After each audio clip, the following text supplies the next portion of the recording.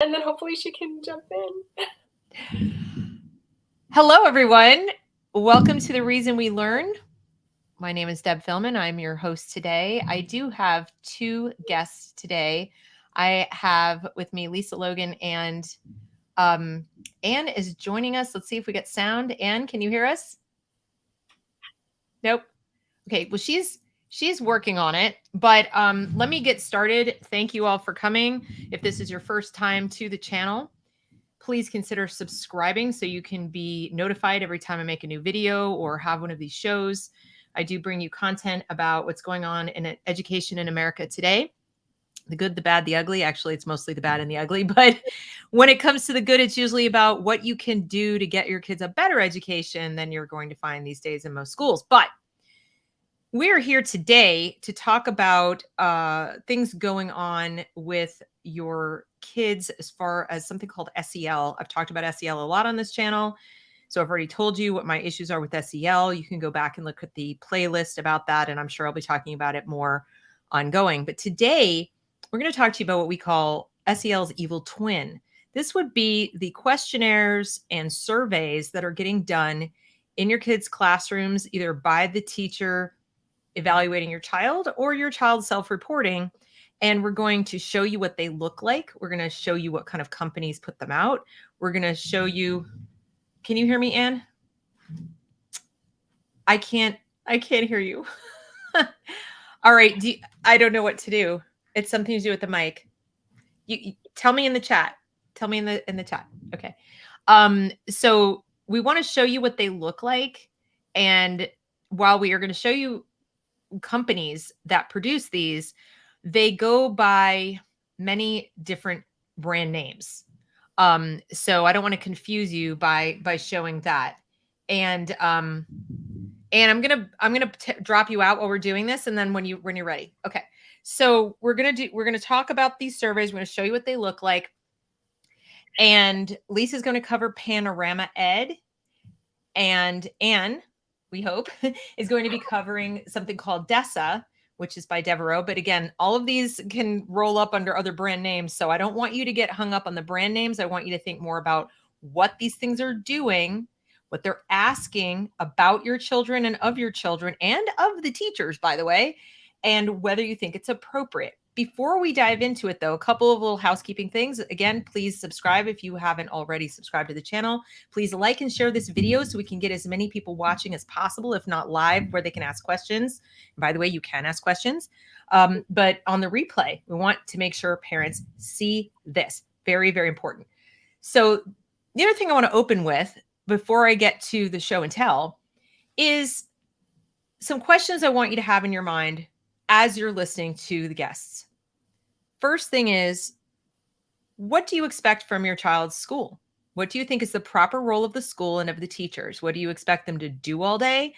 And how do you expect them to interact with your child? I don't just mean what kind of personality style or even what subjects they're going to cover, but where do you draw the line between what is teaching and what is parenting? Where do you draw the line between what is caring and supportive of your individual child and what's a bit intrusive and crossing the line into prying and, violating their personal space, their personal mental space, emotional space, and possibly yours as well? So think about in your mind, like, what am I comfortable with the teacher dissecting about my child's psychology, personality, and mental health, and then documenting for the government to store in a little file, electronic file, of course, for a day, a week, a month, or 75 years. Because we're going to tell you how that's how long they do keep it after your child disengages from their purview. So as you're thinking about these questions, let me quickly run through some links to just highlight the fact that what they're going to show you is by no means without controversy. Okay. This is really, really important, that you may be told this stuff is awesome. And we're going to predict whether your kid's going to have mental health problems. We're going to prevent mental health problems. It's so great. We're so pleased to announce we're doing this. And you may think it's always been loved and approved of. But let's go back to, for example, 2017. Here's a headline. New Hampshire teacher warns parents about psychological evaluations on their children without their knowledge or consent. Okay. There's a whole article. I'll put the links in the description box when we're done. Here's another one, the National Pulse. This one dates 2017. Mental health assessments or standardized testing? Lines are blurring. We'll talk about that. Here's another one. New York City is asking teachers to screen their students' social emotional health. Many feel ill-equipped to do so. And that's 2021. So there are, and I imagine there were many links we didn't find in between. If we found 2017, it's probably some before. It's probably many since. I didn't do an this is Anne found this stuff. I certainly didn't do an exhaustive search. So the teachers are like, if I were a teacher still, I'd be saying the same. Okay. Here's another one. Parent leaders demand halt to DESSA, which you're going to learn about from Anne. DOE's social emotional screener amid privacy, security, and transparency concerns. So parents were like, hold the phone. What's going on? And then this one is an excellent piece. It's an opinion piece. DOE's social emotional screeners give unreliable results that confuse rather than aid students. Now, one thing I do want to call to your attention about this specific article, and again, I promise I'll put all the links in the description box when we're done, so you can go back and find them and read them at your leisure. But this one makes it clear that these assessments were done on the students who were teenagers. This is high school, this one. They go all the way down to 18 months, but this one is high school. And they released the scores to the students. They handed them, here's your SEL scores. And the kids are like, what? I'm what? So that would cause some confusion. And they'd say, this PDF version of the DESSA assessment is not the same as what the DOA used, but a number of the questions were used, of this version given to these teachers, et cetera. And then it says, since the vast majority of high school students have multiple teachers as opposed to one or two main teachers in elementary school, a given teacher would usually spend less than an hour a day with a given student. Yes, they give them only the third band classes, like whatever your third period class is, whoever that teacher is, that's who was doing it. So you think maybe these are reliable? So whether you think it's a good idea or a bad idea, secondary issue, is it even reliable data that you're getting? And then we come to, this is an article, and we're going to talk towards the end and in future shows about AI, and the intersections between AI and education. Adrian and a few other people that I heard tomorrow are going to talk about that as well. But think about, why would they want so much data about my child, their personality, their mental health? Are they really trying to help my child? Think about that as we talk. And here's some more. New York City teachers given 4 hours during the school day to complete DESSA screeners. 4 hours. When are they teaching the other stuff? Here's a blog about the Independent Community of Educators Caucus of the United Federation of Teachers. They had to reach an agreement to even do the SEL screeners. So the teachers weren't even on board. The teachers were like, what? This is not what I know how to do. And here's another one, unanswered questions about DESSA, the social emotional screener, and what parents should do. So that kind of takes you through just some headlines to clue you in that what we're about to show you is we're not these contrarian naysayers all alone in the wilderness saying this awesome thing called SEL screening and is bad, and we're all alone in this. We're in really good company saying this. We're just trying to bubble it up and show you examples of what's going on perhaps without your knowledge and explain to you why we think it's a problem. So I hope Anne is coming back. In the meantime, let me introduce Lisa Logan. But actually, I'm going to let Lisa introduce herself for the most part because she's going to be able to do a better job than I am. Lisa, welcome. Thank you so much for joining me today.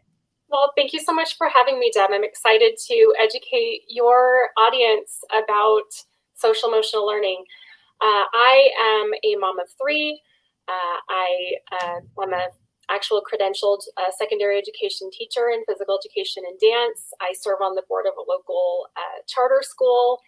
And really how I got involved with this was I started looking into the social emotional learning programs being taught in our district. And we actually were able to go into the district office, raise a bunch of alarm bells, and they actually ended up voting out our social emotional learning curricula in our district. I think I'm one of the only ones. So that's what makes me qualified to talk about this. And you're right, social emotional learning assessments are SEL's evil twin. And do you want me to share my screen then? Is that okay for me to do that? Absolutely. Let's see if we get in. Anne, are you there? Okay, can you hear me? Yes, I can hear you. Just need to put it on your earbud, your AirPods. No, I'm full on phone gangster style right now. Oh, okay. So can you mute yourself while we're talking because we hear echo? Thanks. Okay. Lisa, go ahead. You want to share your screen? Yes.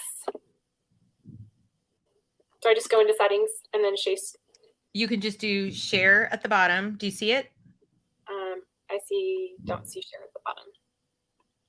Stop cam. Oh, there it is. I see it. Yes, I do. Okay. Slides. Or should I just say share screen? Okay. I will share screen. Okay. I'm getting there. If you want to send me the presentation too, I can share it from here if you'd rather. Okay, I'm just going to do entire screen and then go into my here. Can you see my screen there, Deb? No, are you sharing through StreamYard? I thought so. Are you in Chrome? Oh, allow. Hold on. No. There we go. Okay. Okay, well, I now see. Yeah, so go to the thing you want because I see your screen. Okay, do you see there my slide? There we go. Yep. Fantastic. Okay, so today I'm going to talk to your audience about Panorama Education, and it's one of the most widely used SEL assessment platforms in the nation. As you see here, it reaches over 5 million students in 7,000 schools in 40 states nationwide. And 40 states is a lot. It's actually come into my state of Utah. And a lot of times districts will just adopt this assessment screener kind of on their own. But in my state, it came in through a thing called early intervention program. So law was passed. They decided they were going to use a platform.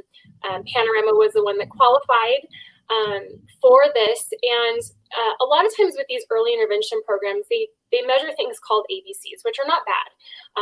Academics, behavior, which is like how many office referrals they might have, in course performance and grades. And those are all really great things to measure their objective. They have clear measurable thresholds.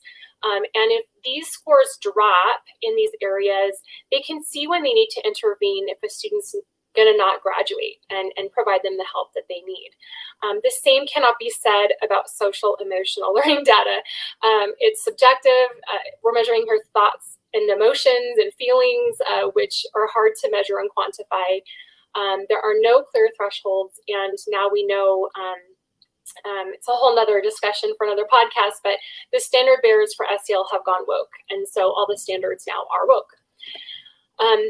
And you may have heard about Panorama. It was in the news last year for many reasons. So Attorney General Merrick Garland came out saying parents were domestic terrorists before speaking out at board meetings about their students being exposed to racial and gender questions like the ones asked in Panorama. What was found out was that his son-in-law was one of the co-founders of Panorama Education. No conflict of interest there, right? And a lot of times these survey questions cannot be seen. They're copyrighted. So parents will say that I went into the district to go look at them and they're just shown sample questions. But Erica Sanzi, a parent, was covered in the news for putting out 2 survey questions that came allegedly from Panorama. And you see here in one of the images there, it appears to show a survey asking whether the respondent is gay, lesbian, bisexual, pansexual, aromantic, asexual, or questioning. And then that second screenshot is a question simply asking the respondent's gender, but then they add the following options: male, female, transgender male, transgender female, genderqueer or gender fluid, questioning, my identity is not listed, and prefer not to answer. And this is introducing students to the very debatable topic of gender theory or queer theory. which is that they believe that gender and sexuality is a social construct, basically something that's made up in society, used to exploit a certain type of person. And really, in this case, it's someone who doesn't identify as the norm in society. Here in this Panorama survey on diversity and inclusion, students are asked how often they spend time with people at school who are a different race, ethnicity, or culture than them. And you have to start asking yourself, will this count against their social emotional learning score if they don't? And this survey on cultural awareness and action asks this slew of questions about how much they think and talk about race, including how often do students at your school have important conversations about race, even when they might be uncomfortable? And how well does your school help students speak out against racism? Now, do I believe that racism should be talked about if there's an incident at school or in the community? Of course I do. What they mean when they ask the question, how often do students at your school have important conversations about race, even when they might be uncomfortable, what they're actually referring to is talks about critical race theory tenets or concepts. And I'm sure your audience knows because you have them well informed, but critical race theory is a Marxist ideology that asserts that race is a social construct against something that's made up in society to specifically oppress people of color. Deb, my battery's running low and my battery is upstairs. Do you mind if I go grab that real quick? I'm so sorry. No, that's fine. Go right ahead. I'll fill in here. I was going to wait till she was done to mention something about what she just said with regard to the slide prior with the questions. There are a lot of words in there that I have a problem with. You know, important conversations about race. Well, who gets to decide what's important, right? And then, as she just pointed out, about race has become loaded. You know, she just said, you know, they mean the tenets of critical race theory. It's very clear in the tenets of anti-racism, even if they will not admit they're teaching within the framework of critical race theory, because they're not literally teaching you the ideas of Derek Bell. They're teaching within that mindset, which really the same thing as what they openly call anti-racist teaching methodology. Anti-racist teaching methodology is that there is no such thing as not racist. You can only be anti-racist, which means you're actively fighting it. That's why a questionnaire that says, how active are you in talking about race or engaging with the whole topic of racism, is putting forward a value set. It's not saying, you know, that there's nothing neutral at all. They are not evaluating your child as an individual. They're evaluating how well your child conforms to their ideology already, or how much remediation they're going to need until they do. And so, you know, but we'll call it SEL. We'll call it social and emotional learning. It's just social, getting along with us, emotional, having the right feelings about what we care about, learning to agree with us. That's right. Basically what it is. So I guess she had to go straighten out her battery. But Anne, did you have anything to add to that about what we've seen so far? You can tell it's Wednesday, right? that's all I feel right now. Happy Wednesday. Yeah, it is. Yeah, it's Mercury in retrograde or something. I feel like that. I'm like, oh my goodness, can more things go wrong in a podcast? But see, that's what we're just moms trying to like educate folks on this stuff, right? So I'm going to share my screen again. I'll go back. Okay. Sorry about that. That is a really good point that Lisa just made, because somebody asked me, I don't know if it was a couple weeks ago, they said, you know, sincerely asking, or I'm genuinely asking, is this site organic, or do you have a big backer, or you know, do you have someone funding you and you have a big backer? And I'm like, I wish. Yeah.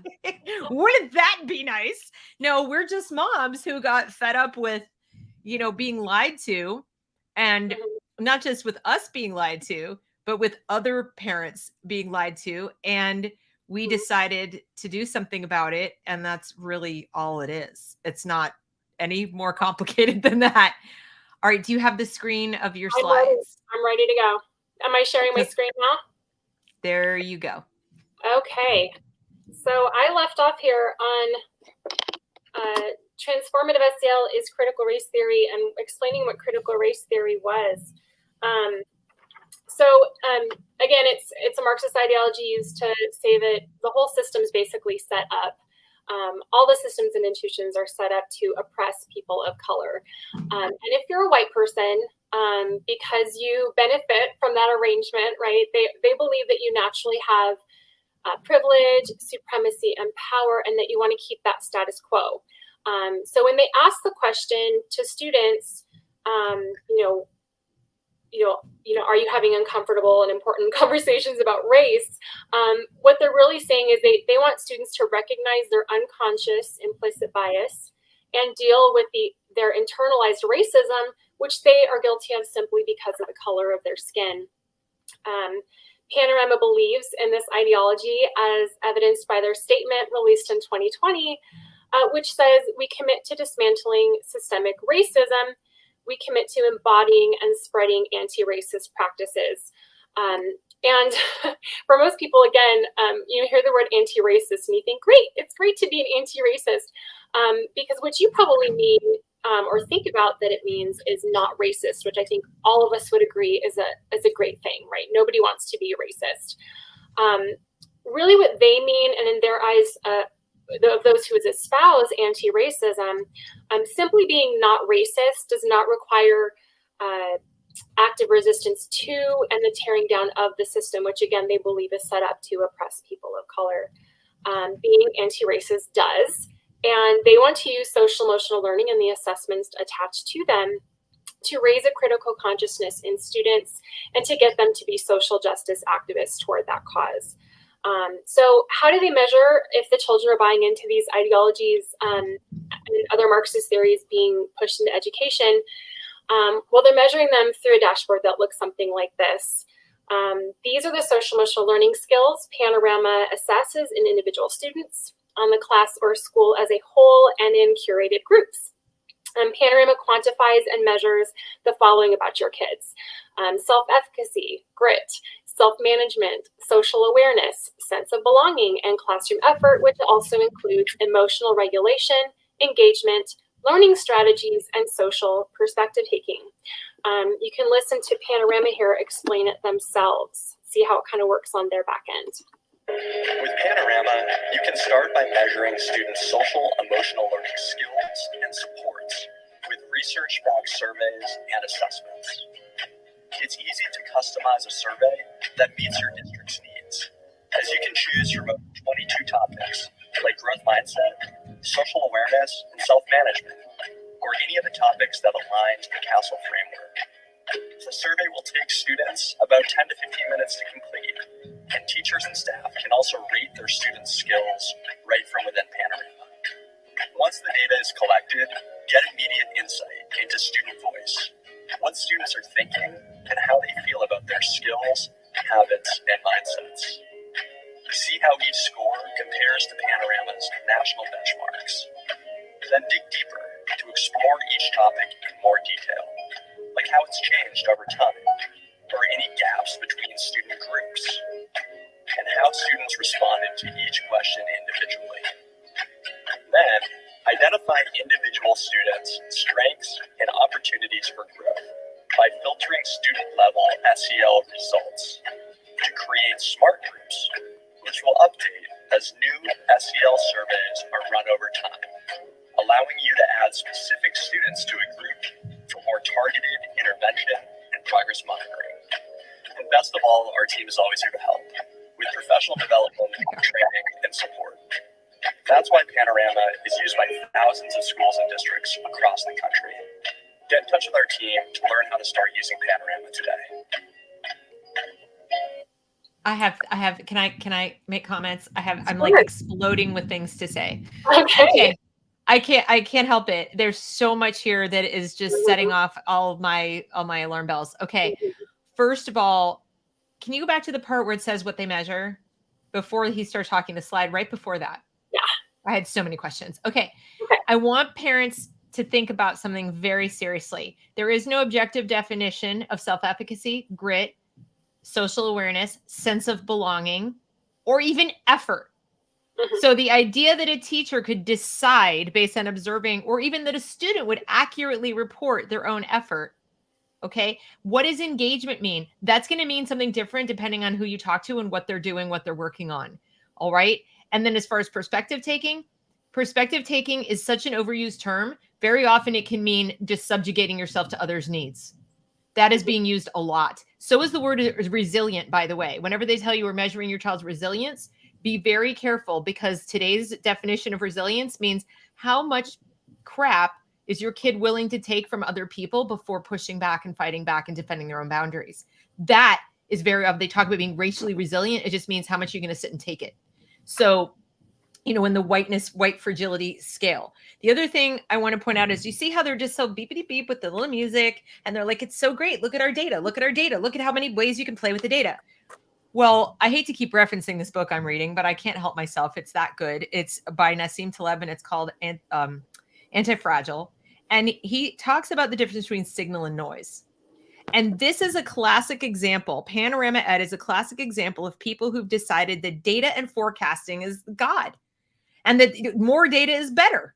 More data and is more signal, when in fact it's the opposite. More data is more noise. And then they're telling untrained people who are already using subjective measurements to go ahead and play with the noise to make new noise. Where's the signal? So you can, and remember too, they have a political agenda, social justice. So you cannot tell me with a straight face they're not projecting their own interpretation of the noise into the noise to fabricate signal. And then did you see the part about you can create groups?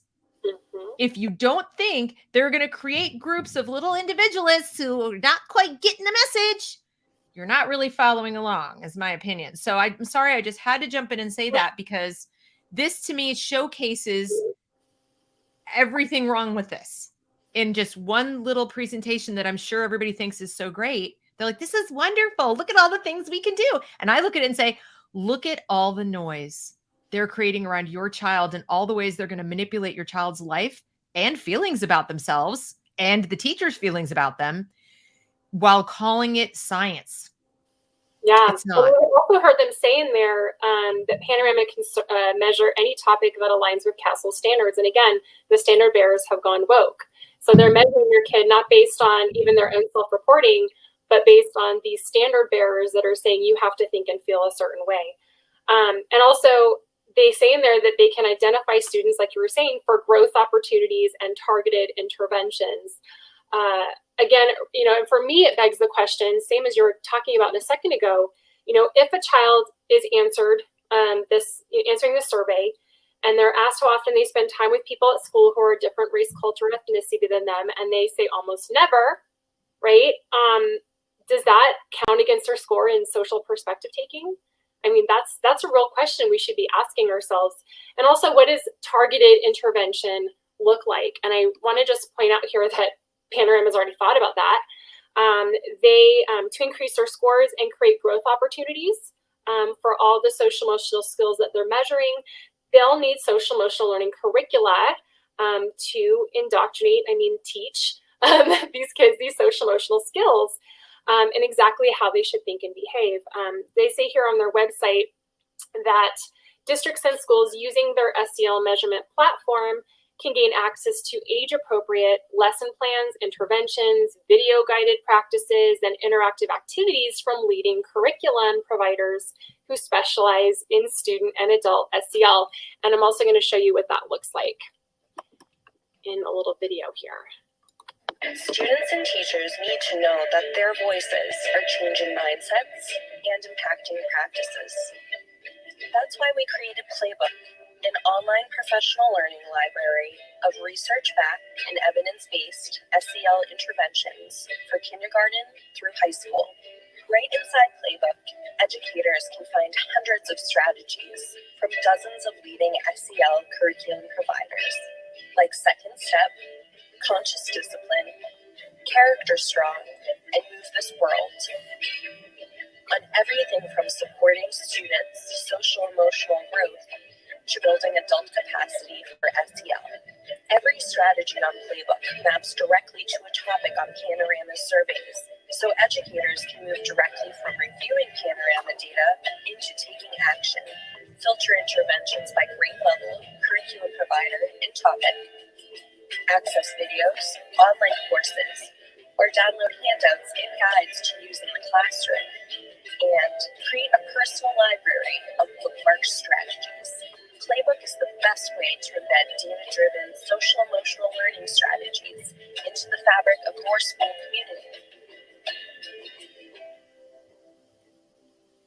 So much to say about that, Deb.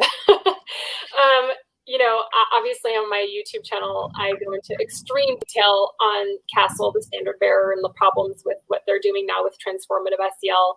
And also, I have a whole video dedicated to Second Step and all the political ideologies that are surfacing within that alarmed our community.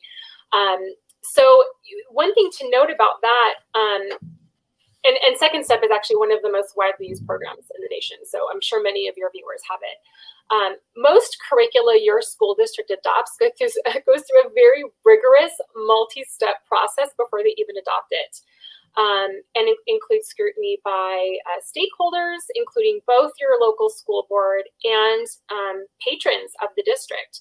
And I'm curious to know if any of these lessons offered on the back end of Panorama here have gone through that scrutiny and that process, or if they're just kind of slipping it in under the parents' nose, and we don't know what's in these lessons. And another thing to note is that social emotional curricula and the surveys often ask students to share very sensitive information and about topics that are usually addressed in therapeutic settings. When children who have experienced trauma or in therapy are asked questions about their emotions or sensitive topics, it can actually have detrimental consequences. And there are often no warnings given to parents that these surveys may ask the type of questions that can trigger students like that and have a reaction in their children. Teachers are not qualified also to address the needs of a student experiencing anxiety or a depressive episode or a panic attack as a result of taking a test, which brings up these sensitive and emotional feelings as a result of the questions that are asked of them. And it really puts teachers and students in a vulnerable position and asks teachers to practice psychology without a license. It's very important to acknowledge that. In fact, a principal at a Utah school told me that a parent had called him upset after their student had come home and had been asked in one of these SEL surveys, what is the hardest thing you've ever been through? And it was a Panorama screener, and the kid was having a complete episode of anxiety. I want to say that Dr. Laura Singer is one of the few professionals in her field actually kind of ringing the alarm bells about this and speaking out about it, and imploring her colleagues to do the same. And I encourage you to watch this video on her Rumble channel if you haven't already. Another really huge problem with Panorama and the woke castle standards and that dictate what's measured through them and taught through the SEL curricula is that tech giants like Bill Gates and Mark Zuckerberg are behind all of these efforts. In fact, the main funders of CASEL and Panorama is the Chan Zuckerberg Initiative. And Zuckerbucks has been in trouble in the past for misusing sensitive data for nefarious purposes. You may remember that Facebook and Cambridge Analytica were exposed for their controversial partnership during both the 2012 and 2016 elections because basically they did stuff to determine the psychological makeup of their voters. And using that data, the company assigned a score to each voter and then targeted and tailored ads accordingly to them to influence their vote in the upcoming election. And it makes you wonder, what are they using the psychological data for they're collecting through these SEL assessments to target our kids with? And honestly, the biggest concern for me, Deb, is, and I think for probably everyone here, is that the sensitive information they're collecting through assessments like these are not protected by the Family Educational Rights and Privacy Act, or FERPA. There is a growing concern that these scores, which follow students throughout their academic career and beyond, basically they say preschool through age 20 through these statewide longitudinal data systems, that they'll be using that information in the future as part of a future social credit system. Companies are already talking about hiring to boost, their environmental, social, and corporate governance scores based on this emotional intelligence and how inclusive their workforce is.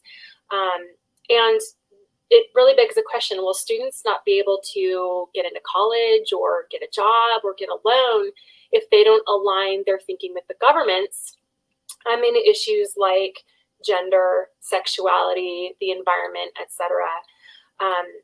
And so, while I don't mean to scare your audience, I just want to educate them that it's imperative to protect your students' values, attitudes, and beliefs, any data collected about that, from being subjectively measured and scored, and that they need to highly consider opting out of all SEL assessments and curricula. Very good. Well, Lisa, that was fantastic, very informative and thorough, and thank you so, so much. So hopefully you guys have a better understanding now of what is going on. As far as here's Lisa's info. You can follow her on Twitter. I am Lisa Logan. On Instagram, MS or Ms. Lisa Logan, YouTube, and Facebook, Utah Parents United org. So this is why we call it SEL's evil twin, because you'll hear about SEL and they say these skills, they're so important and we're doing this, but you may have wondered, well how? Like, what does that even look like? Well, we've talked before about the curricula. Anne and I have talked about Second Step. We've shown you things from Second Step, but now you understand what they're doing diagnostically to decide that your child needs more of it. And hopefully the alarm bells are going off and you'll opt your children out.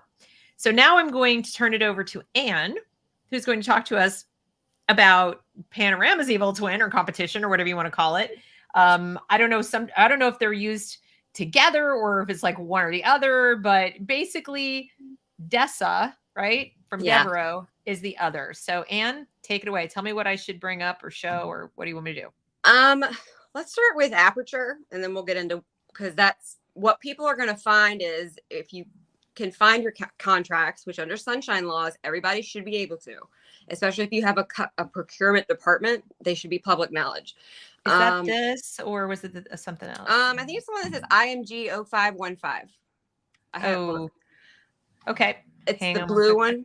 So this is a local teacher here in Chesterfield County she's going to pull it up. 1 second. Yep. 1505. Yeah. Okay. Where's the number? Oh, here we go. Yeah. Okay, hang on. Here we have it. Okay. But so this is in high school here. I didn't need to do that. I'm so sorry. So keep talking. When I first started digging, going into the government contracts and finding all of these web apps like Lexia, Dreambox, or Class Dojo. I mean, everything that you're like, what? Canvas? That's bad. It's literally all of them. Like anything that your kid's playing on, a video game that's a class approved, it's tracking data on them. But the high school, she said, well, we don't do SEL. She's in a high school here. She said, but I did find this. And they get sent everything. It was in one of her boxes. And I said, yes, you do. This is aperture. And so aperture would be like castle kind of like for SEL. Like, so people are either doing Panorama or aperture. And the tinfoil hat wear that people think that I am, but is that I think that people have blown up Panorama to keep the attention away from this one, because this is the one that goes back like 80, 90 years, the company does. And it's straight up, I mean, it tells you like whether the chances of your child having ADHD behavior, I mean, actual psychologist stuff. But so this would be for 9 to 12. And this one's actually, it says student self-report. So they were self-report on themselves. And it's the same kind of questions that, we talked about just let's see, things like when you're in a room, how honest are you, or with other people, how honest are you, things like that. And I said, then, but where it got me going was I found the Committee for Children and Second Step contracts here in Chesterfield and all the other ones, but I didn't know what Aperture was. So I started digging around, and then it led me to DESSA. And then I saw DESSA and DESSA Mini. And so I said, okay, well, that's got to be how they're what we always questioned. Well, okay, they get this data, but whose lens of whatever does it get filtered through?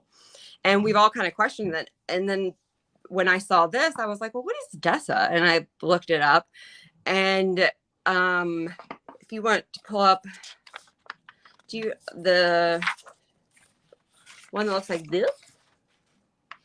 Okay.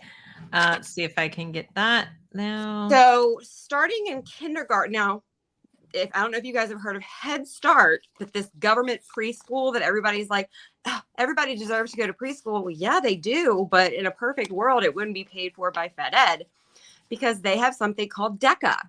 And they have an 18 to 36 months where they're going to be government preschool assessing your children. But this one is kindergarten through 8th grade. They do with the teacher. Now the teachers, this is what I have to get you to understand, is that they do one called the DESSA Mini, and it's filling in bubbles about. Here it is. Okay. The DESSA Mini. I got it. So they're filling in bubbles. And some places it starts out the day, and they do it multiple times a day. Yeah. So that's the DESSA Mini. So, I've read studies where they do it 3 to 4 times a month or every day or whenever they want to. There's no consistent, but you can probably see them better than my phone, or I can pull them up. But so that's the DESSA Mini. So that would be kindergarten. And here where I am in Chesterfield, it's through 8th grade. There's no self-reporting until 9th grade here. But so the teacher, so what you're saying when there's no self-reporting means that the teacher is using the form, and what the form says is this form describes a number of behaviors seen in some children. Read the statements that follow the phrase. During the past 4 weeks, how often did the child, and place a check mark in the box underneath the word that tells how often you saw the behavior. So that's one person in the child's day. Right. Answer each question carefully. There are no right or wrong answers. Well, obviously there are. Otherwise, what is the point of scoring them? Please answer every item. If you wish to change your answer, put an X through and fill in your choice, whatever. They have things like accept responsibility for what he or she did. Well, what if what if you saw something you thought was A and it was actually B, and they're not going to accept responsibility for something they didn't do? Do something nice for somebody. Define nice. Speak about positive things. Again, totally subjective. Pay attention. Contribute to group efforts. What if the group effort was dumb and getting in their way? Perform the steps of a task in order. Whose order? What if the order doesn't make sense? Show care when doing a project or schoolwork. Follow the advice of a trusted adult. How do you know who they trust? Who are you to decide who they trust? And why would you rate whether or not they did it? Kids make mistakes. This is not, I can't even fathom why they would ask these questions. But anyway, so that's what you're talking about. Is goes all the way through 8th grade. The teacher's doing this. Yes. And then but the Devereaux, the actual DESSA, the full blasted one, that one can start in 2nd grade. I think 1st or 2nd grade, they can start reporting on themselves with the full blown, how often did I, or you, or did I, it varies, but that's the problem, is that there's no consistency. Like there's one of the books I sent you that has a sample like Devereaux plan for the day, and it says start out the day with the DESSA Mini. Like, so there's no consistency about how often. And so the teachers that we see how much hate our unmasked children, we expect people, lobbying groups like the NSBA, the VSBA, whatever your SBA is, to leave that at the door. Is that these are the people that are now doing these psychological evaluations, because that there's nothing. I mean, the questions only get, so this is the DECA. You can just scroll through it. This is for 18 to 36 month old children, and pre-K. So they have DECA 1 and DECA 2. And it's I Head mean, Start. look at this blows my mind. Like literally Upon this one right enrollment. here, it says Head Start on it. So whenever, like right now, our county is getting ready to start Head Start. And everybody's like, God, you're so racist. Why would you hate free preschool? Like the wording of Panorama, I can still see people like on the other side of the fence being like, yeah, people need to be more like that. But that's why I'm like, nobody, I cannot think of any parent that would want this following or think that anybody evaluating their child like that is okay. Well, they're what they're doing is they're telling the directors and the administrators how to use this electronic system to document every last little thing about the student. And then this is what the teaching staff has to do within 45 days of entry to the program.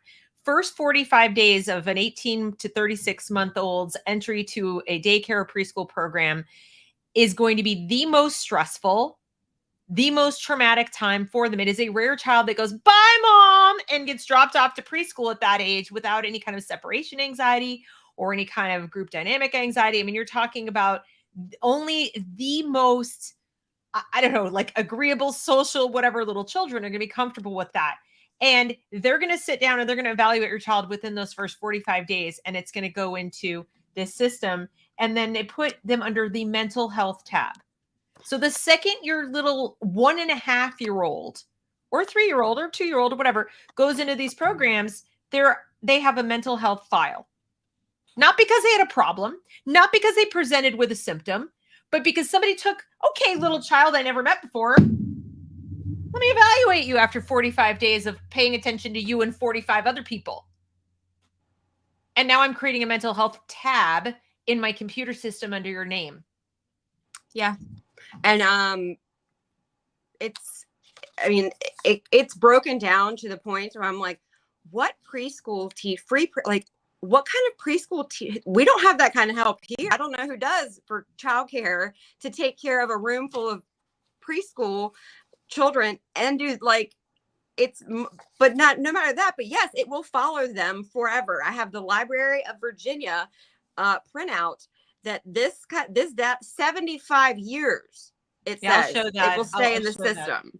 It's this thick and it breaks it down by different types of data and how many years it can stay in the system. But then the question is that who is auditing that? Who is correcting it? Like who's actually making sure that what they call personally identifiable, because under these statewide longitudinal data systems, your first and last name are not considered personally identifiable, and they don't consider a student ID because nobody's ever defined it, whether it is or is not. It is, because no other child will ever have another one.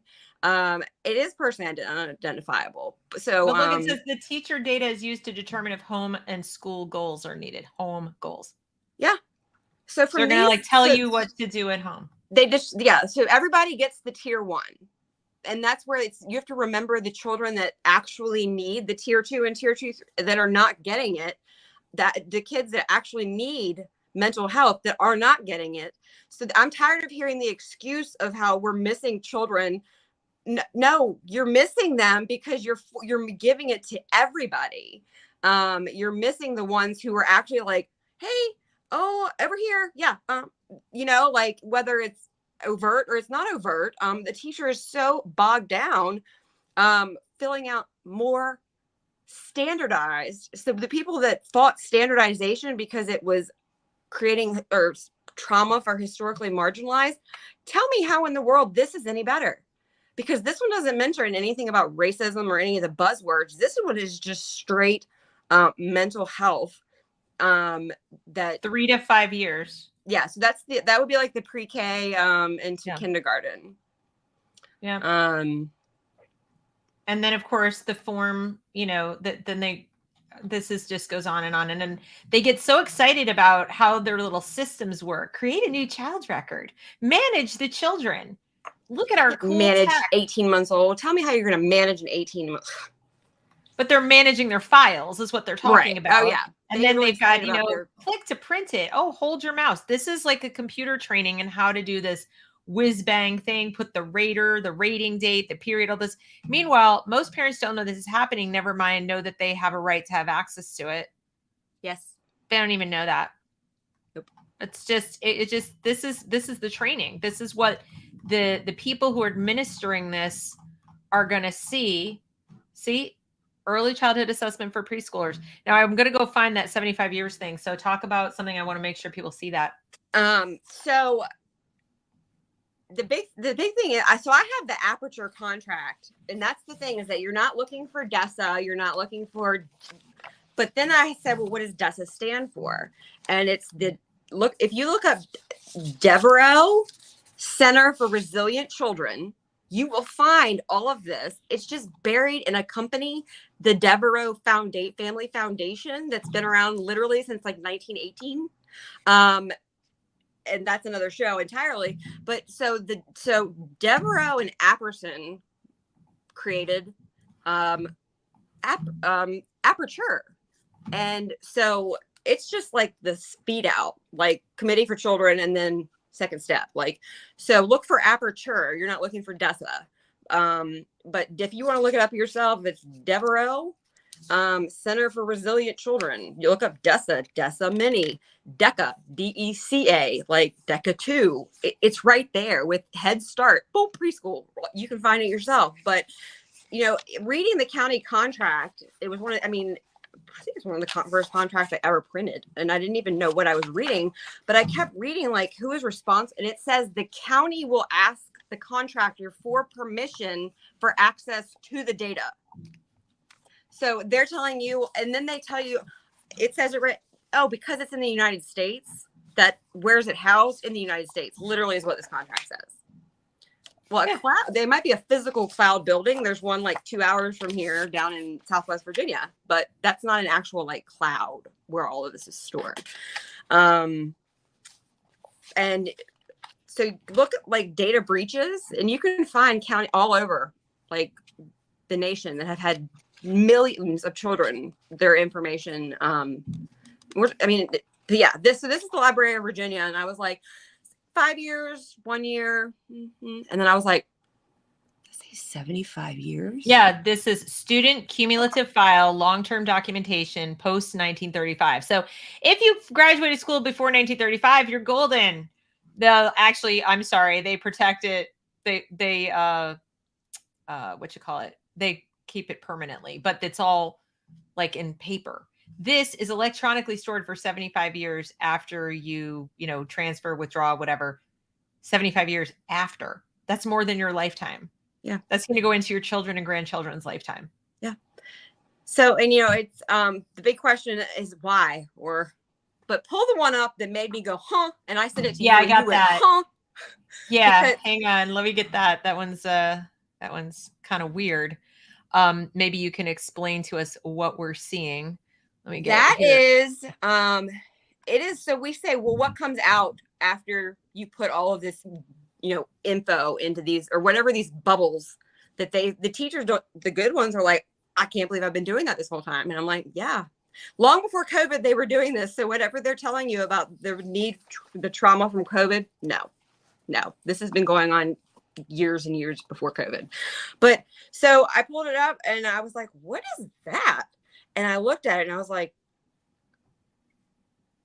so what they've given this specific child like a score, and the plus or minus is the T-score is like above what's acceptable or not acceptable. But no matter what the numbers say, is that it's spitting like based on a bubbled Scantron that no matter what, they're under 18, so they're still children. Or you're having a teacher who doesn't like your unmasked child, but they're spitting out. This is straight up. This has no educational value, because that's where it makes me so mad about FERPA and HIPAA and all these things that don't protect these children, is because this will follow them forever. So they go to try to get into college, get a job, whatever their teacher filled out about them that had them having a bad year because their parents got divorced. It's going to say sorry. And that's where EQ and like having that, like, we're going to be in China. If you didn't, like, we're going to be having, nope, I don't care how much money you have. Your EQ is not like, which is insane. That's going to be the determining factor for our lot in life. Well, and if you think this isn't going to be racialized, you're dreaming. Oh, It's absolutely. absolutely going to be racialized, because remember, at the same time, they are giving the kids information about themselves, especially if you're white and you're male and you're heterosexual. Oh yeah. The messages that you're getting is you're an oppressor. You're a terrible bad. person. You Right. need to be constantly making amends. Where's the echo? It's me. Oh, and you get that message loud and clear. Do you think maybe you're going to start manifesting some of these behaviors? And at the Because same time, I'm sorry, somebody tells me I'm crap all day, every day, even if they do it with a smile on their face and tell me they love me and they just want me to be a better person. So and what? then at I'm the just going to same be time, perpetually a bad person? they're asking them, were you nice to somebody today? Like, you're an oppressor. Have you been nice to somebody today? Like, tell me what kind of child that's going to, like, you're going to start, like, aggression, like, but this is the point that I was like, oh my God. That's where, that answered my question. And, is that this is what they're doing with it. Next up, what do we got? I've got some other cool. Yeah, pull up. I know it. I mean, just, yeah, pull up whatever you want. Okay, so this is another weird one that I don't really understand, but maybe you can explain it to me. This thing. Competent Kids, Caring Communities, and the Devereaux Student Strengths Assessment. That's the DESSA. So they're like rating these kids on all these little skills. You know, Castle competencies. DESSA has aligned with Castle. They're aligned, and so is Second Step and all these. But so teachers can also go in, and this is what this Pinterest is a fun place. It used to be for this crafty mom, but it's a twisted place now, because you can go in there. You want to talk about Wikipedia for teachers and like Wikipedia for psychiatrists, like. So yeah, so this is a teacher that I think she actually works at Devereaux, has made her own little check boxes using, the pretty little, ABCD problem solving, but they all align, if you look, with what these personal responsibility, optimistic thinking, goal-directed behavior. So even though it sounds okay, they're telling you how Sir Snake's Get Along plan aligns with social awareness. Well, I would like to go read that book now. If Mr. Snake's Get Along plan is aligning with social awareness, like, so it's always, that's the twist, is that this is no longer just a Scantron bubble filler, and someone has actually created like a K through K through 5, like book and classroom curriculum that would align with Devereaux. So they're not even just doing the screenings. They're saying like, hey, let's take all these little competencies and work them into the curriculum. And there's nobody checking behind them. There's no, because, and I'm sure they think they're doing great things. That as long as it aligns, then you know what, go for it. But yeah, so I mean, anybody, like I said, Devereaux Center for Resilient Children, DESSA Mini, Aperture Ed. It's all out there, and you can have your own, like, stay up for days and be like, huh, like, what? Yeah, tomorrow is my daughter's last day in public school, and I have one that will never set foot in one. And she came home to me and she said, we're allowed to have our cell phones on all day tomorrow. So can you take that thing that you blocked my phone? And I said, no, because I'm your mother and I block it for one reason. Okay. But so I was so glad to have her out of that school, because I can't even fathom. I don't even want to dig anymore, because at this point I'm like, okay, we're moving on. Because I mean, look at this. Look at the relationship skills. A child's consistent performance of socially acceptable actions that promote and maintain positive connections with others. Have we gone back in time to the 1950s? Oops, there's the echo again. I think it might be me. were the teachers judging you on like how white your gloves are or how polite, it's like, you didn't smile when you came in the room. I mean, as I asked you guys at the beginning of this show, I hope you're still thinking about what the appropriate role of school and the teachers is. And I know many people say, well, I send my children to school rather than homeschooling because what about socialization?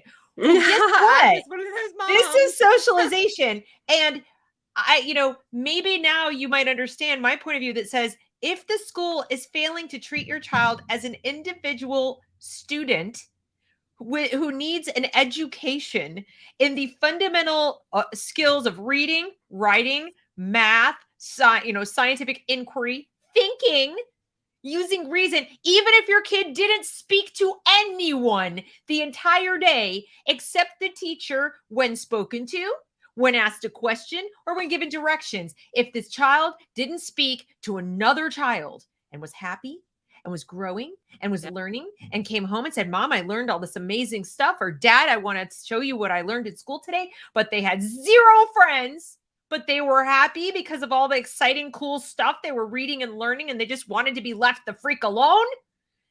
Why is it the teachers or the schools or the principals or the government's job to say, oh, I don't know, you didn't play well with others today. You didn't do this, you do that. This reminds me of when I would go work in corporate America and I was that person who liked to lunch alone. I really preferred to have my lunch hour by my flipping self. I went to meeting after meeting after meeting after useless, stupid meeting that could have been an email. And I couldn't get my work done. And I needed my lunchtime to just get like my head on straight and think about what I had to do to actually perform my job function. And I preferred that. I wanted to put in my headphones, I wanted to listen to my music or read my book and be left the flip alone. And it came up in my review over and over again. Dad doesn't play well with others. You're not a team player. You don't go to the happy hours. You don't go to the lunch outings. And I'm like, am I getting my job done? Do I do my job? Thank you. So why should your child be subjected to anything different? Now, obviously, you might hope that they make friends, and maybe they hope they make friends, or maybe you hope they have good relationship skills. But anybody have a kid on the spectrum or two who looks at this list and is thinking, wow, my kid fails, like right out of the gate, just for being herself. Yeah. Just for being herself, even though she just wants to read her book and mind her business and eat her lunch alone, she's going to have a failing score in relationship skills. No. Yeah, my daughter beyond if your kid's on the spectrum, what if they're just an introvert? My daughter's an introvert. I'm just saying, like, they always I brought that up specifically because they're constantly using the term ableist. Right. Now, I don't use that term. I hate that term. I don't like any of these little politically correct terms, but they're the ones using it. And then they're turning around and doing this, like, square peg must fit in the little round hole. It's a very small round hole. My daughter was completely happy and thought it was funny that she has the extroverted mom and extroverted baby sister. And she's we always joked about it until like this year when she went to 6th grade. And all of a sudden, like having one friend and reading was getting picked on because they allow cell phone time as a reward system. And so I had to get her a cell phone so that she would not get picked on. They're very contradictory too. Goal-directed behavior. I thought that was white. The Smithsonian told me that was white. Pursuing goals and achieving things, completing tasks of varying difficulty. I'm sorry, that's racist. Yeah. I don't mean to be sarcastic, but they use terms and then you really have to wonder, well, what do you mean by this one? Because you just in some school districts, you're getting rid of grades. Or, in Portland, they're just getting rid of grades. Or they're doing racialized grading in some places. I just read about that. Where was that in, was it somewhere in California or I can't remember. Indiana? Illinois? It was Illinois. It's Oak Park. It's Oak Park, Illinois. They're doing racialized grades and an actual quote was, Black and brown children can't be expected to compete with the grading system. And I'm like, do you hear yourselves? And then we have said it. We've heard that from teachers here with different standards of conduct for white and Black, brown, Latina children, but mainly Black and white children. With multiple teachers have told me, and then most of them have left by now, but they're telling, so-and-so will they'll get into a fight and this kid has never been in a fight, and then you have one who is always in trouble because, you know, they just can't punish that because of equity. They have to make it look like it's working, and so they're penalizing. And yeah, so imagine this is your child.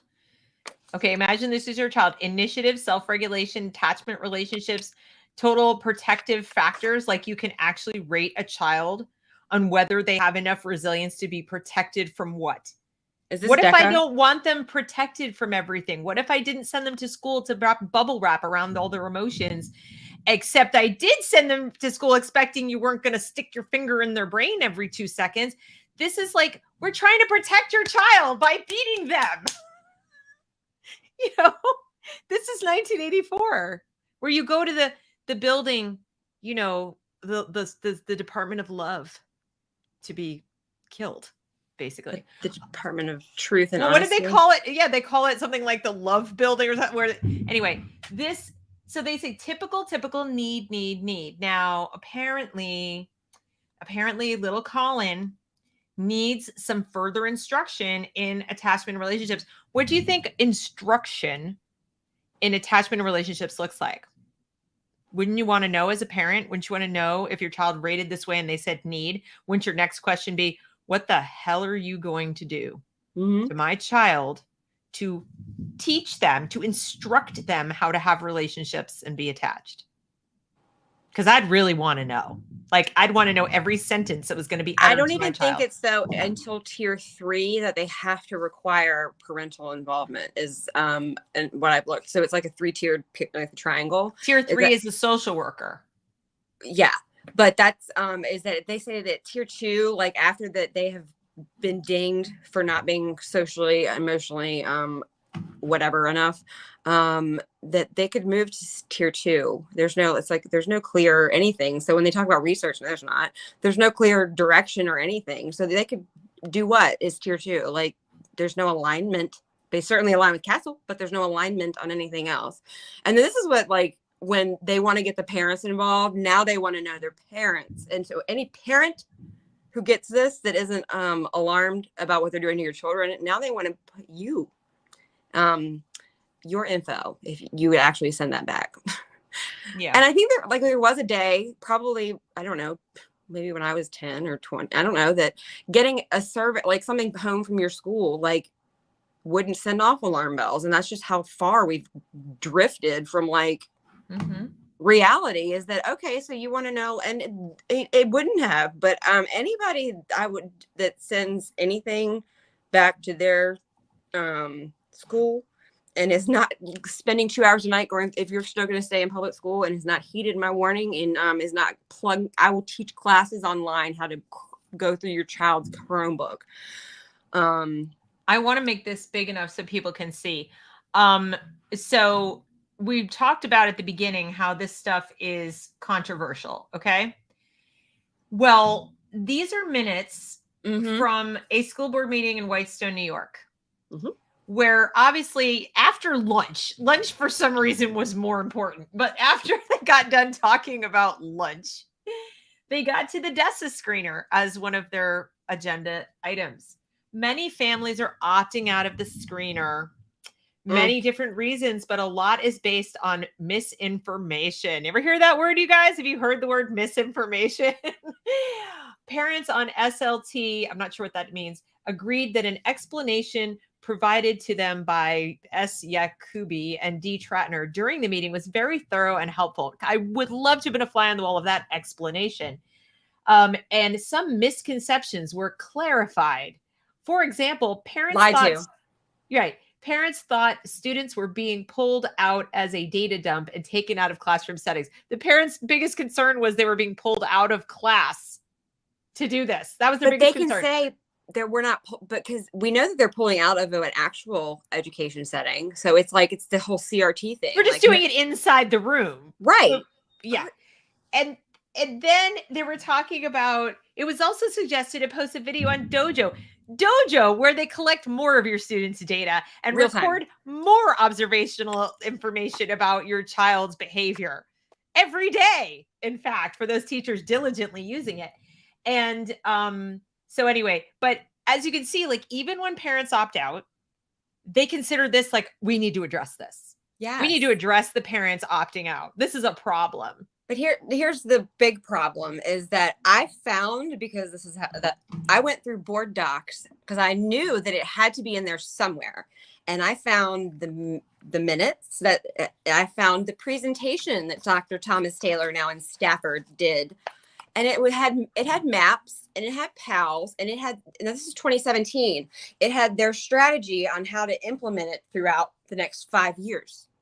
But guess what is not anywhere else and anything else mentioned under maps and PALs is in next year's curriculum under the list of assessments. Guess what's not?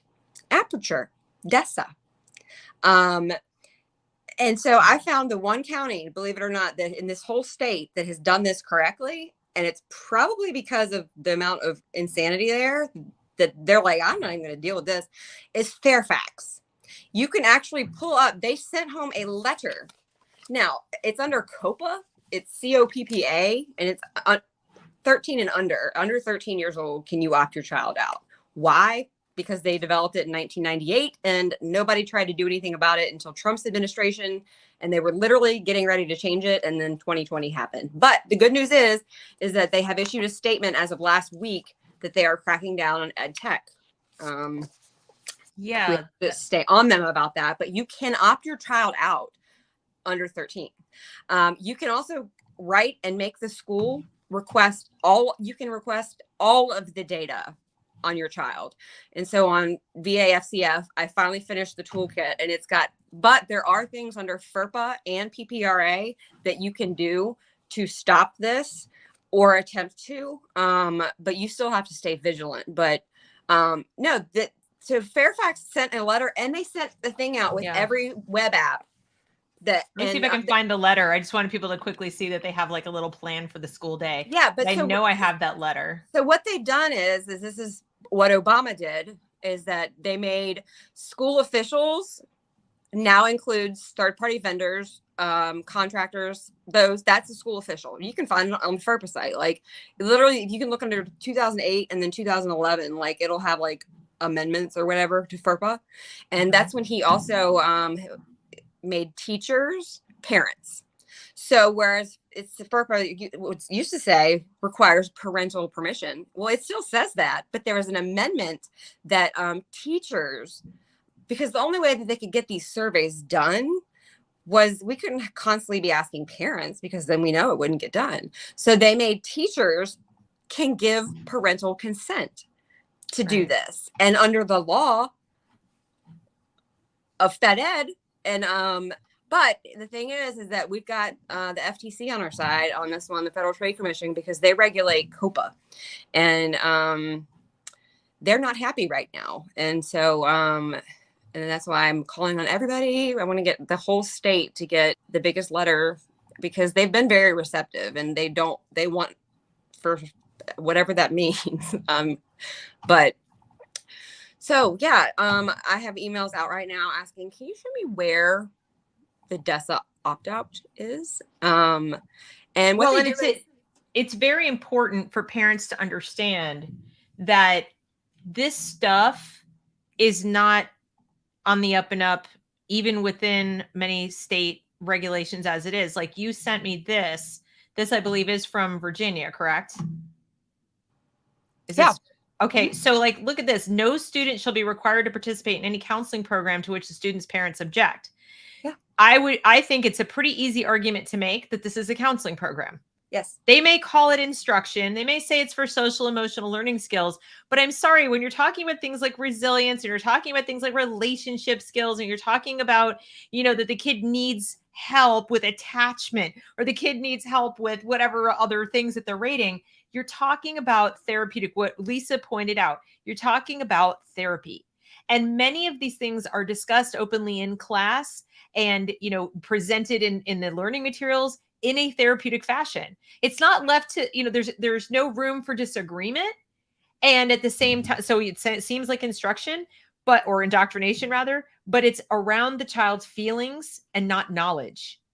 So that's the Code of Virginia. That's like the Constitution of Virginia. So that's like that is the actual, it was under, I think, because I was doing a dig on social work, because you got me down that path, but it's either the Code of Virginia but it's school social worker or school, but that's actual, and I will put it up. I can't do it right now, but I will make sure we get that. But that's the Code of Virginia, so that might as well be. I can almost guarantee you every state has something similar. Oh yeah, because it says here a provision prohibiting the use of counseling techniques which are beyond the scope of the professional certification or training of counselors, including hypnosis or other psychotherapeutic techniques that are normally employed in medical or clinical settings and focus on mental illness. Understand something, guys.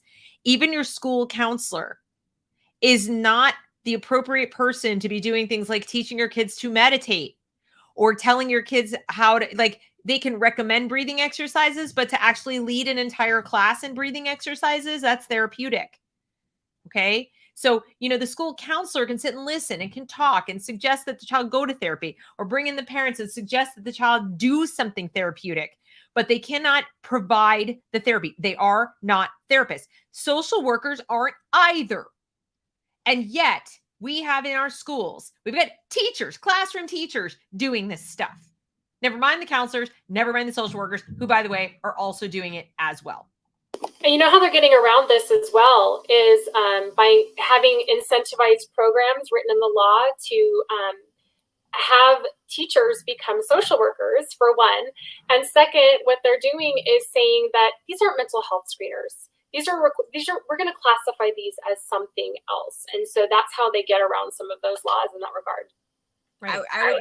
Everybody should go to their state Department of Instruction, and you'll be able to find, I don't know if it's going to be as stupid, like obvious as Virginia's is, but you will be able to see the changes from the Code of Virginia. And in the last 2 years, the changes that they have made to like what is even allowable under social work, the terminology and what is allowed and the hours of what you have to get to actually because to actually go into schools as a social worker, you have to have 6 credit hours. That's 2 classes in college, like 2 college level classes to go in and to shift from being a social worker to a social worker in school. That's 2 classes of what? And they give you like 15 to choose from. There's no alignment. And the first thing is that like psychiatrists, they can never be in a dual role. That's always been like, even going to therapy, it was always like they can never, that's always like your one role. So how are we going to say that teachers can then teach and do this if the one ethic that I think any psychologist could agree on these days is that you can't ever have dual roles? Like, right.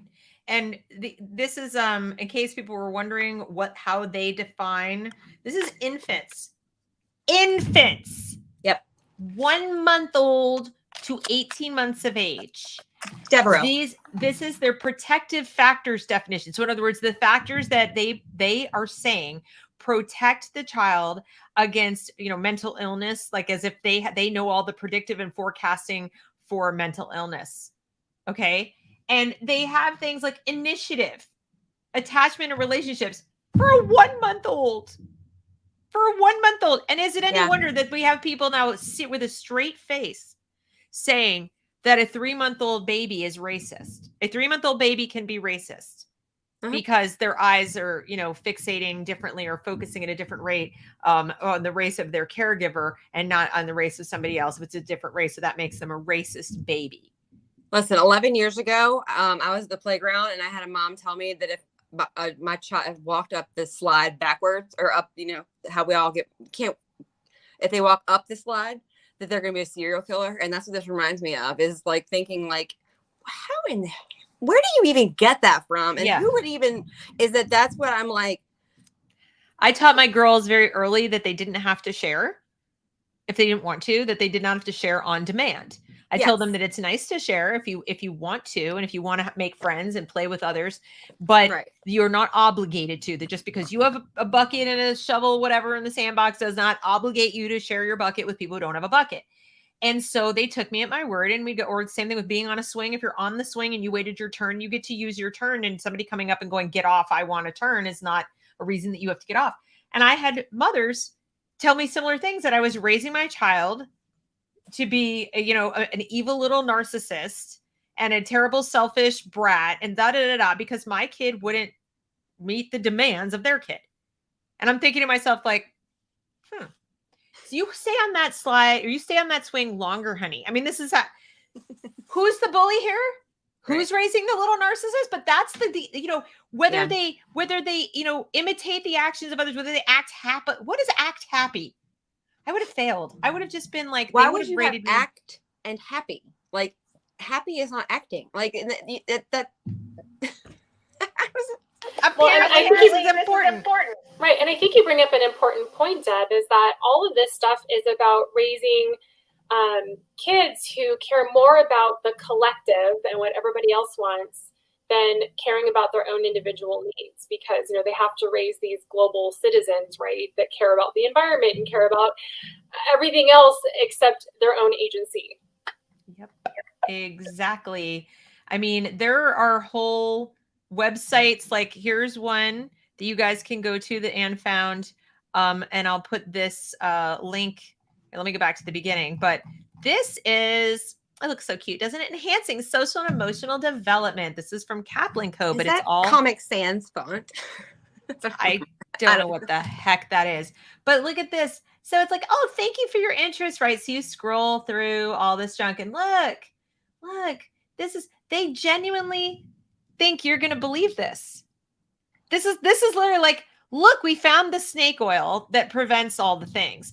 Risk and protective factors, environmental, familial within the child, and then risk factors and protective factors, negative vulnerability, positive resilience, outcome. They would have you believe, because they made a cool little graphic, that they actually know what is predictive or, of someone having a mental illness. Now, we have statistical models, right? We have statistical models that tell us what, in terms of outcomes, we can look at the outcomes, we can disaggregate outcomes and say, that's interesting. There seems to be a high correlation between growing up within a nuclear family with a mom and a dad, and the parents were pretty much gainfully employed continuously, and they didn't get divorced, and nobody died prematurely. Like those kinds of things tend to highly correlate with children who are, more successful than not academically, socially, et cetera, et cetera. Correlation is not causation. Mm-hmm. However, we all, this is like 101 of statistics. And yet they're going to tell you when the kid is a month old, there's a risk factor that is negatively correlated with, whatever. We got to get on top of that. No, I'm sorry. You can't control everything. And when you try, you very, very, very often, you very often create new problems. Yeah.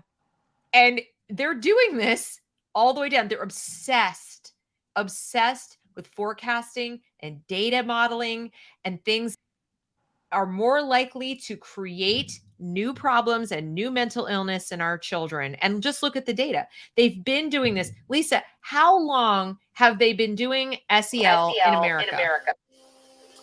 A really long time. This stuff that I've been researching goes all the way back to John Dewey. And he really believed in education as a way to, and using the means of education as a means of manipulating the child. So really social behaviorism, because he really believed that society was messed up and that collectivism or communism was the cure to society's ills. Right. But formally, in terms of Castle, we know that Castle officially changed to being a social justice change agent in 2017. They changed their model, but they've always been focused on sort of a collective, let's all be nice to each other thing. And that goes back since their founding. So let's say for the sake of discussion, 35, 40 years. Okay. Mm-hmm. Let's just say, yes. The more computerized this has gotten, the more they can gather more data, the more they spend more time doing this. Has it improved mental health? Are our teenagers happier, better adjusted, more mature, more successful in school, better at relating to others? I think we all know the answer is no. And instead of stepping back and saying, maybe, just maybe, there's a correlation. They've been so busy finding correlations with every other thing, but mysteriously, they are absent from the data points that they're considering as a risk factor. It's so fascinating to me. We never see them as a risk factor. They completely ignore the fact that the rise in technology and our students constantly being on media is a huge contributor to their lack of mental health. Yeah. Right. No, we're going to use more. Let's fill in some more bubbles. Let's sit them in front of more. Let's make another app lessons. for that. Let's make an app. Let's make a dojo and a this and a that. Yes. And wonder why our kids are completely dysphoric and disconnected from their bodies and their own minds and are basically looking to the outside world to tell them how they feel. Well, I don't know what's the right answer. Just tell me what to feel so I can stop filling out these forms, so I can stop being in need of further instruction. Yeah. Pretty please. Because if you think the kid who gets told, you need to have some more second step lessons, or you need to have, while they know for a fact that their friends are not getting these lessons, if you think that kid feels better about him or herself, you think that's helping their resilience, you are on crack.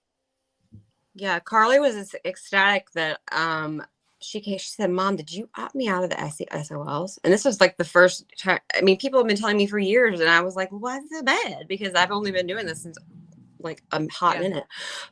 And she was like, "Thank you." Like, and she's a test is not a thing to her, but that's how stressed they make these kids about the SOLs. But look at the circle.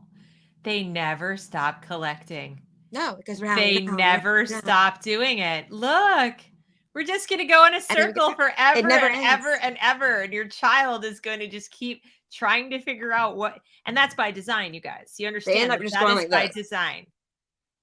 Do you think that 2 + 2 = 5 yet? Oh, well, I guess we're going to have to do this again. It's torture. Can you imagine sitting there as an adult and like you're getting your toenails pulled out and you cannot have your toenails from being pulled out until you admit that 2 + 2 = 5? Yeah. Well, that's a really good point, actually, because we talked about this yesterday when we were meeting to prep for this. We as adults look at this whole, like, let's sit down first and talk about how you feel today. I mean, if we had to go to work and start our day that way, and if we had bosses or coworkers or managers that were constantly asking us to fill out, just the depression inventory, just your basic depression inventory or anxiety inventory. If we had to fill that out more than once ever at work, how invasive would we feel? Like how that they were being? How much trust would we have in the adults who are trying to teach us things? How much would we feel uncomfortable around our peers if we had to sit with our coworkers and openly share? And these are people we've chosen to be with. We choose where we work and we can choose to leave. Our kids are held captive.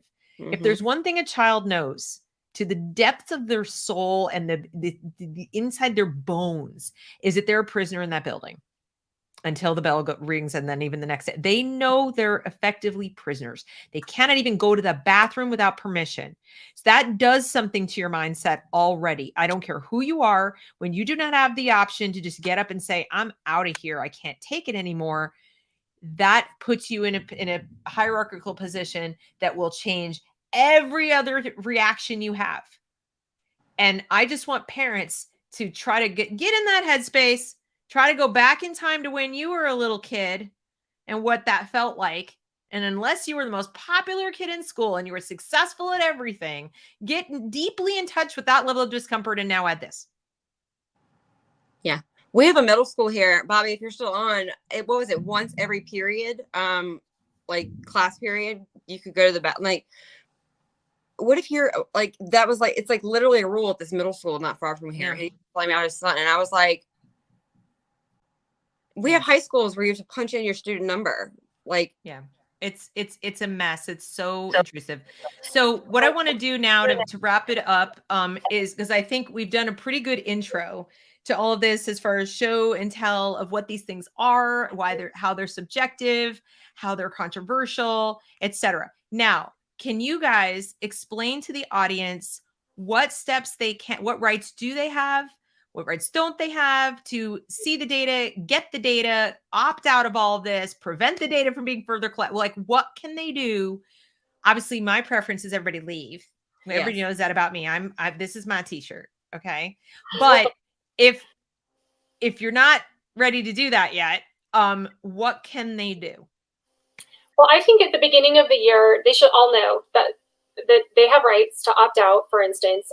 Most of your states have particular questions that if they ask your kid about A, B, C, and D, then they need to it has to be an opt-in, not an opt-out, which means they have to get your permission ahead of time to even give the assessment.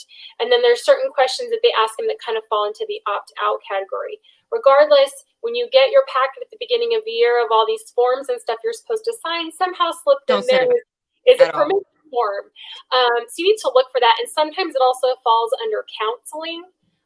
So it doesn't always say social emotional learning on it. It's like, can the counselor talk to your kid about race and all these different things?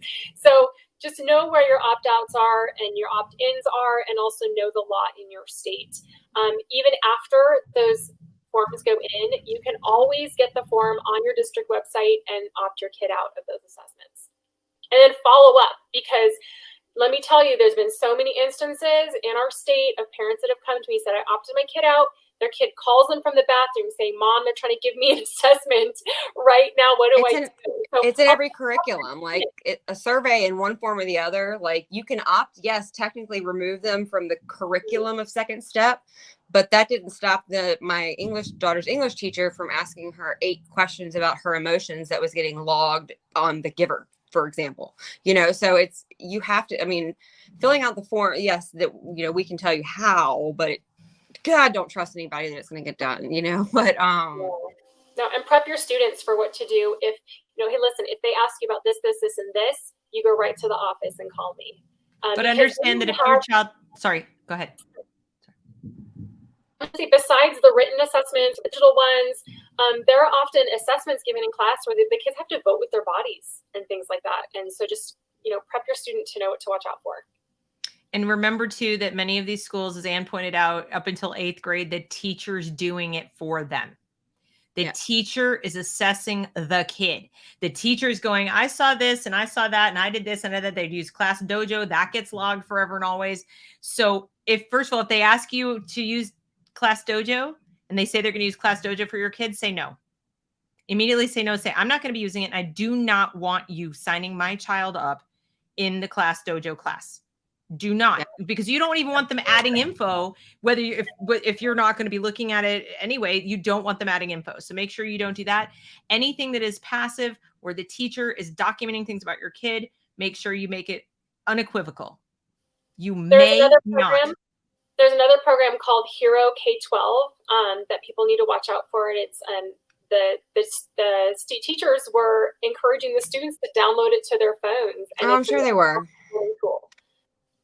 Don't let your kids download any apps to communicate with their teachers or communicate with the school. Don't you do it either. And just make it very, very clear that you don't want anything passive done either. If your kid is in preschool and they try to, have you fill out a questionnaire about your kid, don't do it.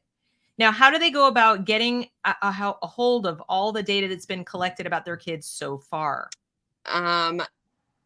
It should be up now, but on the Virginians for Children First, I did a student data privacy, and it explains like what student data is. It goes into like detail. This took me like 2 weeks longer than I thought it would. But under the Family Education Rights and Privacy Act, the parts that Obama did not obliterate, there's a letter. It's already, you just can copy and paste it and put in your pertinent information. But it's under the law still, he's limited a lot, but you can request, hold on, where is it? There's a form letter for FERPA. Same thing with PPRA, Protection of People Rights Amendment, is one I learned quickly that it speaks, and it has not been hijacked by anyone yet. Except there's no enforcement. You, the parents, are the enforcement, and you can report all day. And all it's going to do, parents, is start a paper trail in case you have to sue someday. The government's not going to do just know that. Just know when you fill out the form and you send it in, don't expect a response, because it's not going to be forthcoming. They just don't even care. It's like an IDEA. I just called my daughter's principal and I said, I want this, and I'm just that mom finally they gave me enough to shut me up, but I'm still going after his bar license because the attorney is the school board attorney that told me no. And then all those OCR complaints. I mean, it's exhausting, but don't take no for an answer. It starts to affect people's lives and their livelihoods, and that's you have to figure it out. But and then under COPA, there's this packet also has now this is the one that's 13 and under but we need to stay on top of it's the Children's Online Privacy Protection Act. It was started in 1998 when and it hasn't been touched since, which is why it's still under 13. But you can go in and you can request every piece of you write the school and you make the school accountable that now they have to then go and request it from the provider, and your school probably has about 16 to 30 depending on how many apps they have. But it's Lexia. The amount of in the last 10 years especially, but then they have to go and they have 45 days to do it. And if your child, because we know that the data is still there, so don't let them tell you it's gone.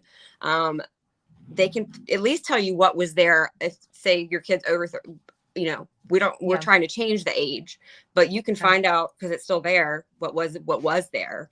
Okay. And then there's,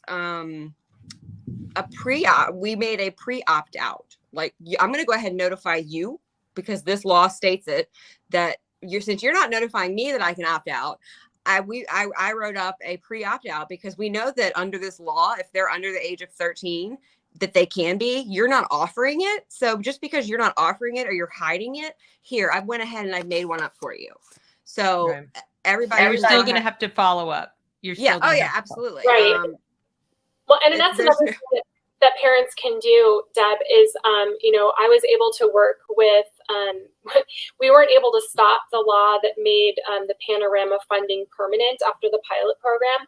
But what we did was we helped write some amendments in there with kind of teeth that said, hey, listen, you need to make sure that parents know that they can opt out of this. A lot of times they'll just send a letter saying, guess what, we're going to do an SEL assessment, by the way. But they don't say, hey, parents, you can opt out of this. They also have to let the parents know at least once a year what kind of data they're collecting so that it's not just academics. I think a lot of parents don't understand what kind of data is being collected, and that they have to tell them what it's being used for. Right. So it's really, I think I want everybody watching to understand that we know this is a lot of information that we've just thrown at you, and it's probably pretty concerning and you might be overwhelmed, but just take a little time and think about, as I said at the outset, where does your parental role end and the teaching role begin? And are they doing something that you consider to be their proper job? And if they're not, stop them from doing it.